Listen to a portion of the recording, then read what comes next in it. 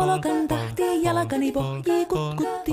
Ievan äiti se tyttönsä vahti, vaan kyllähän Ieva se jutkutti. Sillä ei meitä silloin kiellot haittaa, kun me tanssimme laijasta laitaa. Salivili hipput, tupput, tapput, äppyt, tipput hiljalleen. Ievan suu oli vehnäisellä, koimme se tonne toivotti. Pää oli märkänä jokaisella ja viulu se vonkuja voivotti.